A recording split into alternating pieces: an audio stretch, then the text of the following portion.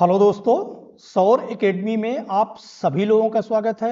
हमारी GK GS की classes चल रही हैं, उसी के महत्वपूर्ण टॉपिक कला और संस्कृत के महत्वपूर्ण प्रश्नों को देखेंगे। ये आपके आगामी आने वाली सभी परीक्षाओं के लिए इंपॉर्टेंट होंगी।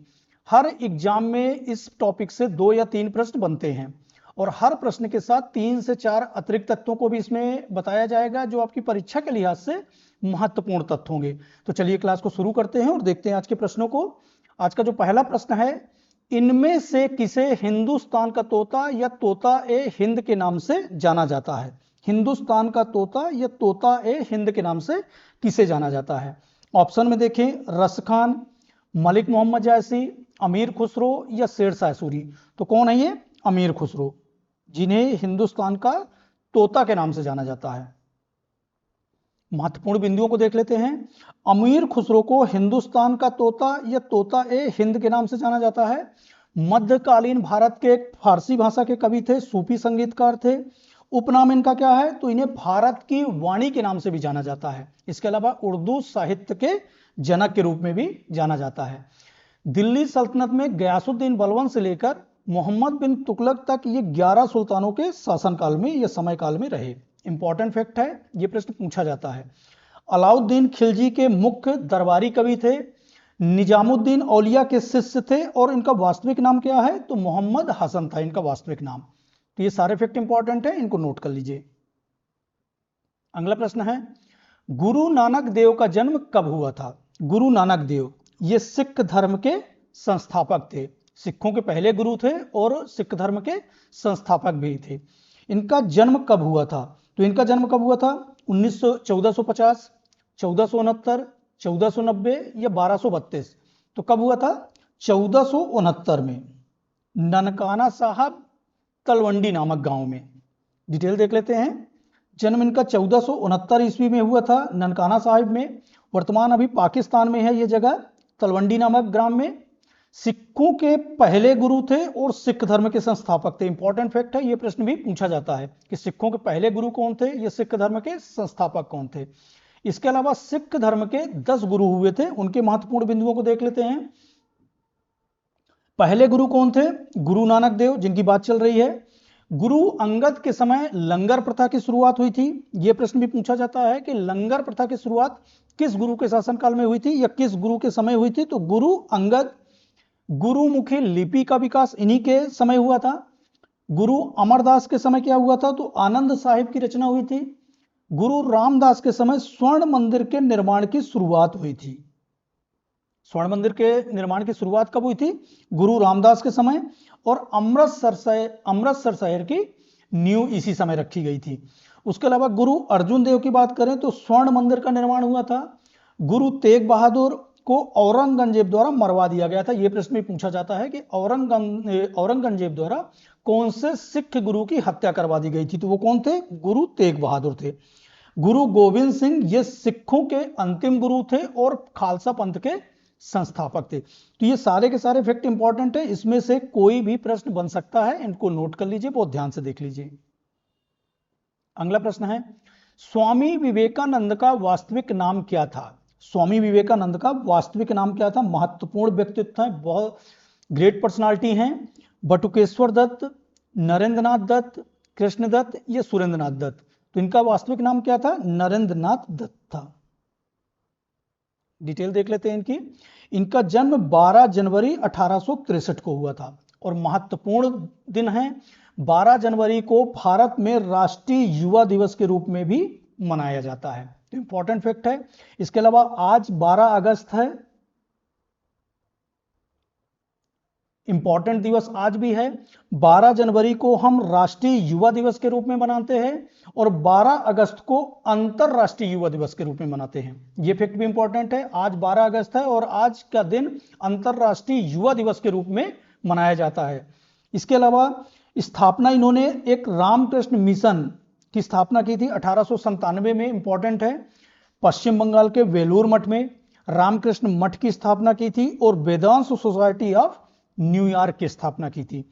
इसके अलावा इन्होंने एक महत्वपूर्ण नारा दिया था, गीता की ओर लौटो। 11 सितंबर 1893 में शिकागो धर्म सम्मेलन में इन्होंने भाग लिया था। महत्वपूर्ण धर्म सम्मेलन है। इनका एक कथन है जो करोड़ों युवा के लिए प्रेरणा स्रोत है। उठो, जागो और तब तक नहीं रुको जब तक कि लक्ष्य प्राप्त ना हो जाए। महत्वपूर्ण स्लोगन है। इनकी महत्वपूर्ण जो कृतियां हैं उनमें से राजयोग, कर्मयोग, भक्ति योग, ज्ञान योग, माई मास्टर, कोलंबो से अल्मोड़ा तक, ये इनकी महत्वपूर्ण कृतियां रही हैं। ग्रेट पर्सनालिटी है, बहुत इंपॉर्टेंट क्वेश्चन है, बहुत ध्यान से देख लीजिए। ये भी इंपॉर्टेंट है, 12 अगस्त अंतरराष्ट्रीय युवा दिवस के रूप में मनाया जाता है, जो कि आज है। मध्य प्रदेश के सतना में स्थित भरहुत स्तूप का निर्माण किसने कराया था?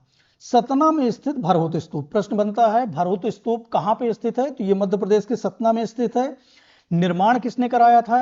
ऑप्शन में देखें, चंद्रगुप्त मौर्य, अशोक, हर्षवर्धन या बिंबिसार। तो किसने कराया था? ये मौर्य सम्राट अशोक ने कराया था।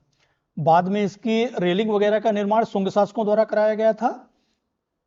फैक्ट देख लेते हैं। भरहुत नगर का निर्माण मौर्य राजा अशोक द्वारा 3री शताब्दी में कराया गया था।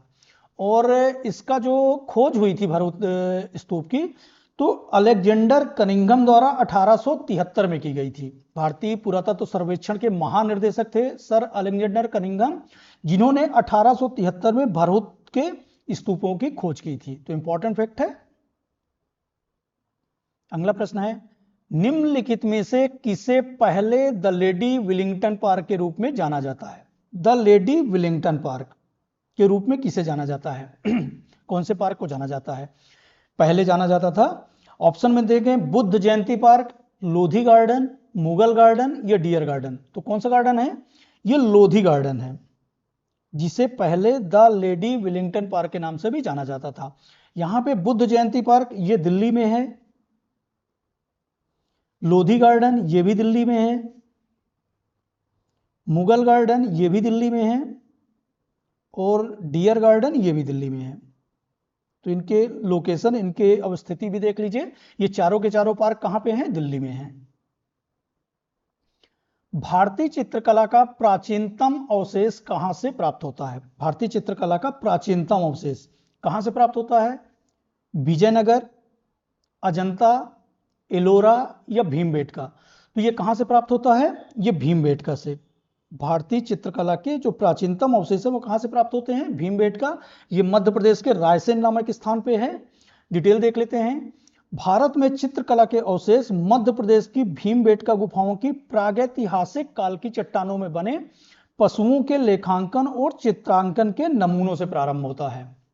इंपॉर्टेंट फैक्ट है, विश्व का सबसे बड़ा गुफा समूह भी है। प्रश्न पूछा जाए कि विश्व का सबसे बड़ा गुफा समूह कौन सा है, तो यही है भीमबेटका की गुफाएं। इसके अलावा यूनेस्को की विश्व धरोहर सूची में भी 2003 में इसे शामिल किया गया है। उत्खनन इसका किसने किया था? तो डॉक्टर विष्णु श्रीधर वाकड़कर। और स्थिति कहां है? ये स्थित कहां है? तो रायसेन, मध्य प्रदेश। सारे फैक्ट जो संबंधित थे वो सारे फैक्ट इसमें कवर हो रहे हैं, तो बहुत ध्यान से देख लीजिए। अगला प्रश्न है, सुमेलित करना है। यहां पे सुमेलित करना है, देखते हैं। लिंगराज मंदिर ये कहां पे है? तो लिंगराज मंदिर कहां पे? भुवनेश्वर में। ए का क्या हो जाएगा? 2 हो जाएगा। मीनाक्षी मंदिर कहां पे है? माउंट आबू, मदुरई में है मीनाक्षी मंदिर। तो बी का क्या हो जाएगा? 3 हो जाएगा। महाबोधि मंदिर कहां है? तो ये बोध गया में है। सी का क्या हो जाएगा? 4 हो जाएगा। और दिलवाड़ा का जैन मंदिर ये कहां पे है? तो माउंट आबू में है। तो डी का क्या हो जाएगा? 1 हो जाएगा। 2 3 4 1 देखते हैं ऑप्शन में। 2 3 4 1 डी ऑप्शन में है। राइट आंसर क्या हो जाएगा? डी हो जाएगा। लिंगराज मंदिर कहां पे है? भुवनेश्वर में। मीनाक्षी मंदिर कहां है? तो मदुरई में। महाबोधि मंदिर कहां है? तो बोध गया में। और दिलवाड़ा मंदिर कहां है? तो माउंट आबू में। इंपॉर्टेंट प्रश्न है, इस तरह से भी प्रश्न बनते हैं मैच करने के लिए। मधुबनी पेंटिंग किस राज्य में स्थित है? यह भी इंपॉर्टेंट प्रश्न है, एमपीपीएससी एसएससी दोनों में पूछा गया है। मधुबनी पेंटिंग किस राज्य में स्थित है? उत्तर प्रदेश में, बिहार में, तमिलनाडु या मध्य प्रदेश में। तो कौन से राज्य में है? कौन से राज्य से संबंधित है? ये बिहार से। ये दीवालों पर भगवान की मूर्तियां, उनकी कलाकृति को निरूपित किया जाता है और इसे मधुबनी पेंटिंग के नाम से जाना जाता है। और किस राज्य से संबंधित है? तो ये बिहार से संबंधित है। अगला प्रश्न है, भारत का सबसे प्राचीनतम संगीत यंत्र प्राचीनतम संगीत यंत्र कौन सा है? ये मां सरस्वती भी इस यंत्र को धारण करती हैं, अभी तो समझ ही गए होंगे कौन सा है। इसमें ऑप्शन में देखें, सितार, वीणा, बांसुरी या तबला, तो कौन सा है? ये वीणा, जिसे शिक्षा की देवी मां सरस्वती भी धारण करती हैं। ये पहली शताब्दी में इसका उद्गम माना जाता है। इसके अलावा दूसरी शताब्दी की जो मूर्तियां मिली हैं तो उसमें भी वीणा को धारण किया हुआ प्राप्त हुआ है। तो यहां पे राइट आंसर क्या हो जाएगा? वीणा हो जाएगा। अगला प्रश्न है, निम्नलिखित में से कौन सा शास्त्रीय नृत्य नहीं है? शास्त्रीय नृत्य नहीं है पूछा गया है। यहां पे देखें कथक, तो ये शास्त्रीय नृत्य है। ये कहां का है? उत्तर प्रदेश का। ये प्रश्न भी पूछा जाता है कि कथक कहां से संबंधित है या किस राज्य का शास्त्रीय नृत्य है, तो ये उत्तर प्रदेश का। कथकली, ये भी शास्त्रीय नृत्य है, ये केरल का है। भारतनाट्यम शास्त्रीय नृत्य है, ये कहां से संबंधित है, तो ये तमिलनाडु। गरबा, ये शास्त्रीय नृत्य नहीं है बल्कि ये लोक नृत्य है, और ये कहां से संबंधित है? ये गुजरात से, गुजरात का लोक नृत्य है। ये नवरात्रि के समय इसका काफी ज्यादा वहां पे पॉपुलर है गरबा। तो यहां पे राइट आंसर क्या हो जाएगा? डी हो जाएगा। इसके अलावा कुछ महत्वपूर्ण लोक नृत्यों को देख लेते हैं। कथक उत्तर प्रदेश से संबंधित है। इससे संबंधित व्यक्तित्व कौन कौन से हैं? तो लेडी लीला सोखी, लच्छू महाराज, बिरजू महाराज, सितारा देवी हैं। ये भी प्रश्न बनते हैं व्यक्तित्व से भी। कथकली, ये केरल राज्य से संबंधित है। बीएन मेनन, शंकर कुरूप, प्रणाली साराभाई, केसी पणिक्कर। भारतनाट्यम कहां से संबंधित है? तो ये तमिलनाडु से संबंधित है। इसके महत्वपूर्ण जो व्यक्तित्व हैं, यामिनी कृष्णमूर्ति, मृणालिनी साराभाई, वैजंती माला, टी बाला सरस्वती। मोहिनी अट्टम कहां से संबंधित है? तो ये भी केरल से संबंधित है। भारती शिवाजी, तारा निरुगाड़ी, तंकमणि। कुचिपुड़ी, ये आंध्र प्रदेश से संबंधित है। उड़ीसा कहां से संबंधित है? उड़ीसी, तो ये उड़ीसा से संबंधित है। और मणिपुर कहां से संबंधित है? तो ये मणिपुर से संबंधित है। रीता देवी सहिता मेहता, कलावती इत्यादि ये मणिपुर लोकनृत्य से संबंधित है। अगला प्रश्न है, यामिनी कृष्णमूर्ति किस शास्त्रीय नृत्य से संबंधित है? इंपॉर्टेंट क्वेश्चन है, ये पहले भी पूछा गया है और ये इसलिए भी इंपॉर्टेंट है क्योंकि अभी हाल में ही यामिनी कृष्णमूर्ति की मृत्यु हुई है। तो इंपॉर्टेंट क्वेश्चन है, करंट अफेयर से भी जुड़ा हुआ है। ये किस शास्त्रीय नृत्य से संबंधित है? कथक, कथकली, भारतनाट्यम या मोहिनीअट्टम? तो किससे संबंधित है? ये भारतनाट्यम से। यामिनी कृष्णमूर्ति का संबंध किससे है? ये भारतनाट्यम शास्त्रीय नृत्य से है और अभी हाल में ही इनकी मृत्यु हुई है, इसलिए इंपॉर्टेंट हो जाता है, करंट अफेयर से भी जुड़ा हुआ है। ये यामिनी कृष्णमूर्ति हैं जो शास्त्रीय नृत्य भारतनाट्यम से संबंधित है। जन्म इनका तमिलनाडु में हुआ है। नृत्य करियर में इन्होंने पद्मश्री 1968 में, पद्म भूषण 2001 में और पद्म विभूषण 2016 में, पद्मश्री के तीनों अवार्ड इन्हें मिले हैं और ये भारत गणराज्य के सर्वोच्च नागरिक पुरस्कारों में से शामिल है। ये यामिनी कृष्णमूर्ति हैं, इंपॉर्टेंट है। संविधान में हिंदी को राजभाषा के रूप में मान्यता कब मिली है? हिंदी को राजभाषा के रूप में संविधान में कब मान्यता मिली है? आप ऑप्शन में देखिए, 15 अगस्त 1947, 14 सितंबर 1949, 14 नवंबर 1949 या 26 जनवरी 1950। तो कौन सी तिथि है, कौन सी डेट है जिसमें हिंदी को राजभाषा के रूप में मान्यता दी गई है? 14 सितंबर 1949 संविधान सभा द्वारा हिंदी को राजभाषा के रूप में मान्यता प्रदान की गई है और इस संविधान के भाग 17 आर्टिकल 443 से 351 तक इसका वर्णन मिलता है। डिटेल देख लेते हैं। संविधान को हिंदी को राजभाषा के रूप में 14 सितंबर 1949 को मान्यता मिली है। संविधान में यहां पे जोड़ लीजिएगा भाग 17, यह भी प्रश्न बन सकता है। भाग 17 कौन से भाग से संबंधित है? तो भाग 17 अनुच्छेद 343 से 351 तक राजभाषा के संबंध में प्रावधान है। हिंदी को प्रत्येक क्षेत्र में प्रसारित करने के लिए वर्ष 1953 में पूरे देश में 14 सितंबर को एक महत्वपूर्ण दिवस हिंदी दिवस के रूप में मनाया जाता है। तो यदि प्रश्न पूछे जाए कि राष्ट्रीय हिंदी दिवस कब मनाया जाता है, तो ये 14 सितंबर को प्रतिवर्ष राष्ट्रीय हिंदी दिवस के रूप में मनाया जाता है। विश्व हिंदी दिवस कब मनाया जाता है? तो ये 10 जनवरी को विश्व हिंदी दिवस। प्रथम विश्व हिंदी सम्मेलन 10 जनवरी 1975, ये कहां पे हुआ था? नागपुर में हुआ था। और हिंदी भाषा की लिपि कौन सी है? तो देवनागरी है। ये बहुत इंपॉर्टेंट फैक्ट है, इनको नोट कर लीजिए, इसमें बहुत सारे प्रश्न बन सकते हैं। अमर जवान ज्योति का निर्माण किस वर्ष किया गया था? अमर जवान ज्योति का निर्माण किस वर्ष किया गया था? तो ये 1971 में जब भारत पाकिस्तान का युद्ध हुआ था उस समय इसका निर्माण किया गया था। और 1972 में तत्कालीन प्रधानमंत्री थी इंदिरा गांधी द्वारा इसका उद्घाटन किया गया था। तो कब? 1971, 1971। राइट आंसर क्या हो जाएगा? 1971। भारत पाकिस्तान युद्ध 1971 में हुआ था। उसके दौरान शहीद हुए भारतीय सैनिकों और अज्ञात सैनिकों की याद में इसे बनाया गया था। एक प्रश्न यहां पे यह भी बन सकता है, अज्ञात सैनिकों का धाम, अज्ञात सैनिकों का धाम किसे कहा जाता है? तो ये अमर जवान ज्योति को ही कहा जाता है। तो ये फैक्ट भी इंपॉर्टेंट है। डायमंड हार्बर और साल्ट लेक सिटी कहां पे स्थित है? डायमंड हार्बर और साल्ट लेक सिटी कहां पे स्थित है? यहां पे ऑप्शन में देखिए, अहमदाबाद, चंडीगढ़, आगरा या कोलकाता। तो कहां पे स्थित है? ये कोलकाता, हुगली नदी के किनारे स्थित है। राइट आंसर क्या हो जाएगा? डी हो जाएगा। इतामुद्दौला का मकबरा कहां पे स्थित है? या कहां पे है? कहां पे है? दिल्ली में, मुंबई में, जयपुर में या आगरा में? तो कहां पे है? ये आगरा में है। ये इतामुद्दौला का मकबरा है और ये पूरी तरह से संगमरमर से निर्मित है। इंपॉर्टेंट फैक्ट है। इसका निर्माण किसने कराया था? तो नूरजहां ने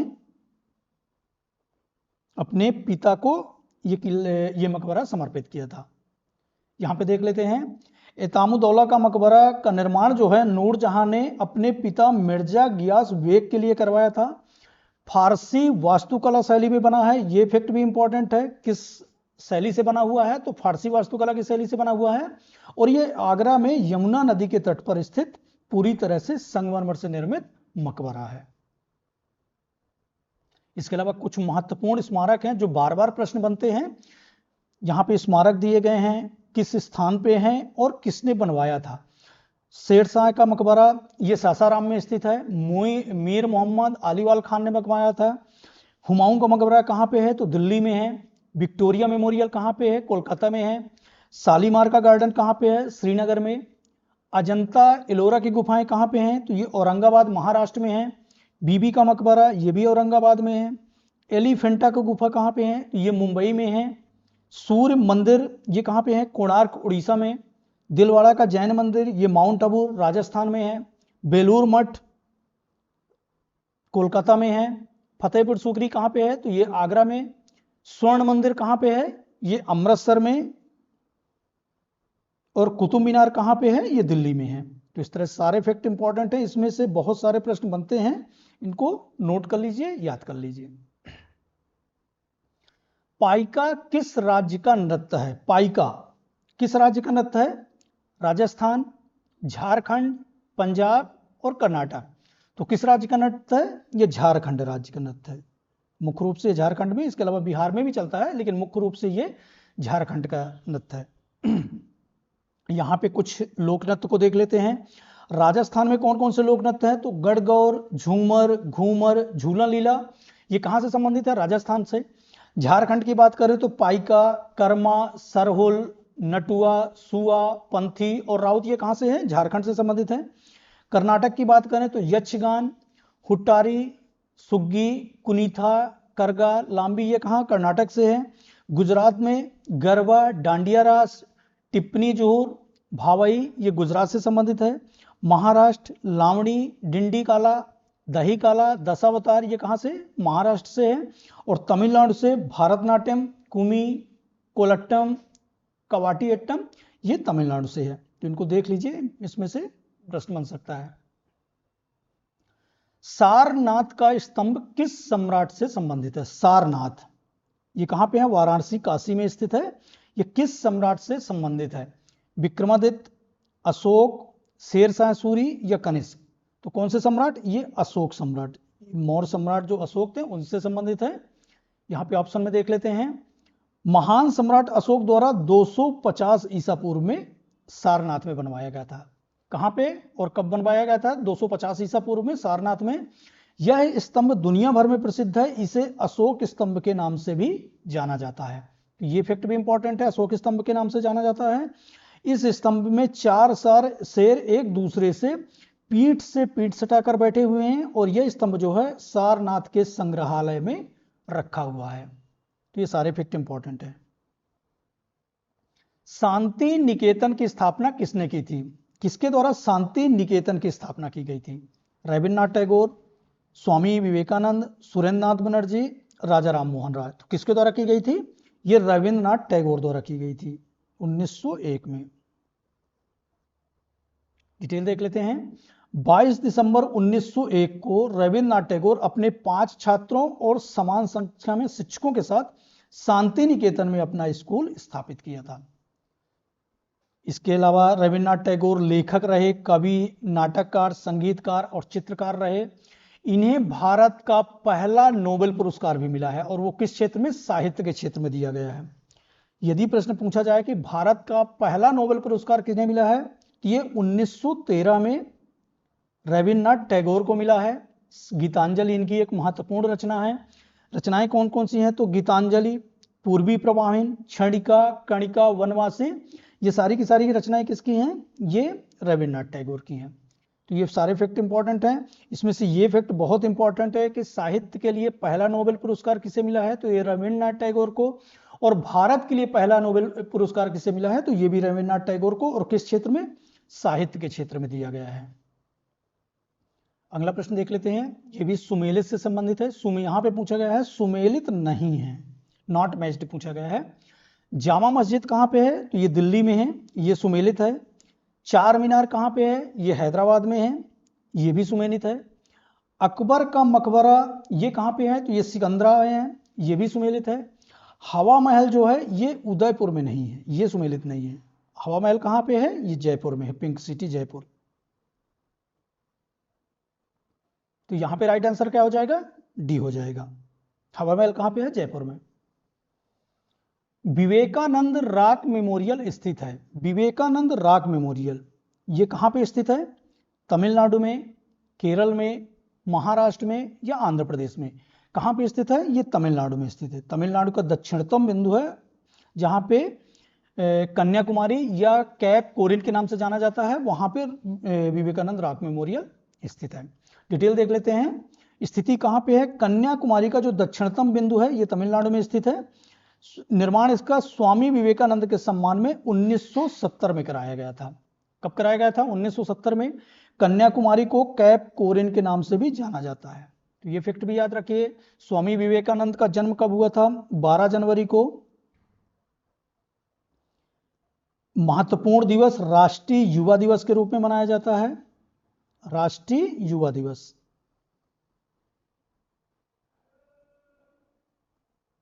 ये फैक्ट भी याद रखिए।